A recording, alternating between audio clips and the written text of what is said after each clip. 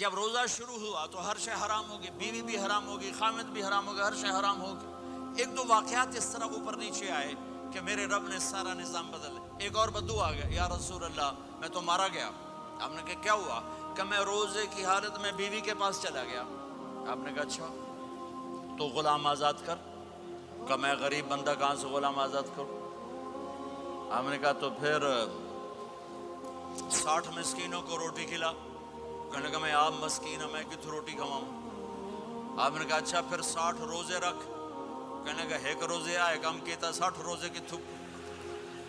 ایک روزے میں یہ چاند چڑھا ہے، 60 روزوں میں کیا کروں گا؟ تو آپ بڑا ہنسے۔ آپ نے کہا اچھا بہ جا۔ تھوڑی دیر گزری تو ایک صحابی آئے، یا رسول اللہ یہ صدقے کی کھجوریں ہیں۔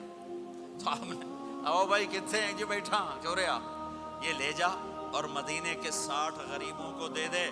وہ کہنے لگا یا رسول اللہ اللہ کی قسم مدینے میں مجھ سے بڑا غریب کوئی نہیں، تسی انج کرو